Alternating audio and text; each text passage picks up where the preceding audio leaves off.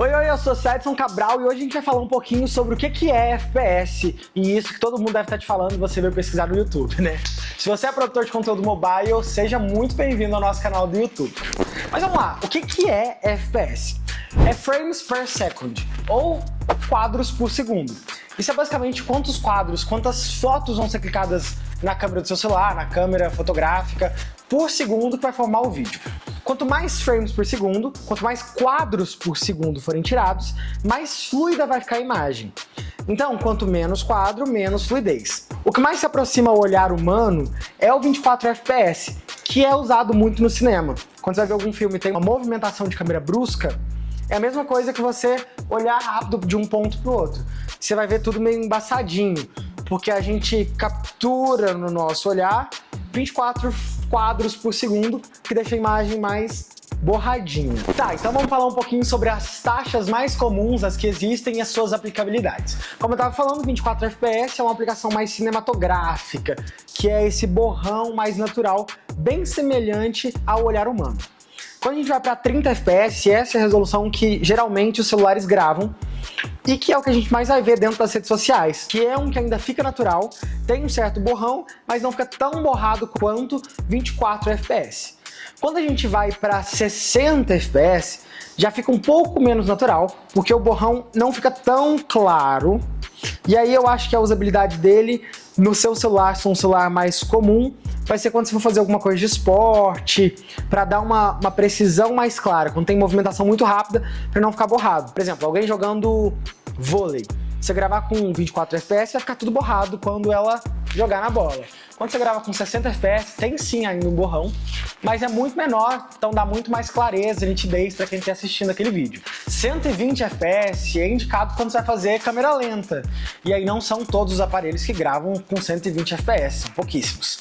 Mas já tem sim, o Google inclusive tem um celular que grava com 120 FPS, que é muito legal, a câmera é bem monstrona assim. E essa aplicabilidade é quando você vai fazer alguma coisa que você vai usar muito a câmera lenta.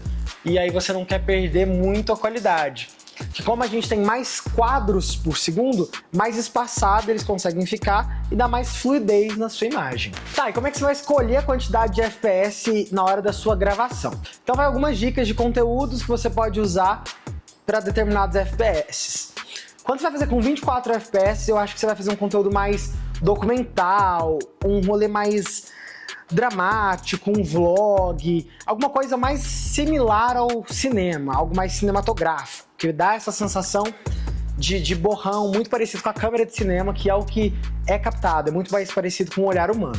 30 FPS é o que você vai ver geralmente nas redes sociais, então você vai gravar um vídeo comum nas redes sociais, usar 30 FPS é o bastante, não precisa fazer mais que isso. 60 FPS é para um conteúdo mais dinâmico, quando você tem muita transição, muita jogada, muito movimento, essa dinâmica de esporte. Eu acho que eu indicaria muito para um material que seja esportivo, mas que não tenha câmera lenta. 120 FPS é um material que você vai usar que seja, talvez tenha uma pegada mais artística, e aí de repente você vai precisar fazer essa câmera lenta, você vai fazer uma outra aplicabilidade que precisa de mais quadros por segundo, você precisa ter um controle maior sem um movimento perdido, que quando eu faço isso com 24 FPS, você vai ver só um borrão. Quando eu faço isso com 120 FPS, você vai ver cada detalhe da minha mão passando.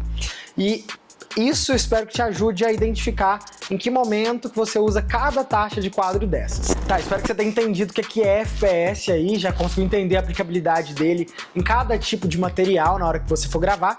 Mas eu acho que tem 3 coisas que você tem que considerar antes de fazer. A primeira coisa é a plataforma que você vai postar. A segunda coisa é o que você tem de iluminação. E a terceira é testar antes de fazer para valer. Quando eu falo sobre entender as plataformas, é porque o Instagram e o TikTok ele tem uma maior compatibilidade entre 30 a 60 FPS. Ele geralmente, quando você usa essas taxas de quadro, ele dá mais qualidade para o seu vídeo. Ele compatibiliza mais com o seu vídeo. Então na hora de exportar é legal ficar atento a isso. Quando eu falo sobre equilibrar a iluminação, é porque quanto mais FPS você fizer, mais luz você vai precisar. Qual que é a lógica? Se eu tenho 24 FPS, o tempo da luz chegar aqui, que a luz incide, a câmera do celular consegue captar. Quando tem 60 FPS, ou seja, ele está fazendo 60 quadros, ele está tirando 60 fotos por segundo. Então ele dá menos tempo da iluminação chegar e entrar dentro da lente do celular. Então eu vou precisar de muito mais luz para compensar pela rapidez que ele está tirando essas fotos. Deu para entender? Espero que sim. E a terceira é testar. Você está fazendo material, tá lá, seu celular faz até 120 FPS. Então, testa. Não precisa fazer com 120 FPS, você vai gravar um vídeo comum. Mas também não precisa fazer com 24 FPS, porque você não vai fazer um vídeo de cinema. Seu vídeo é para rede social, a compatibilidade é 30, 60.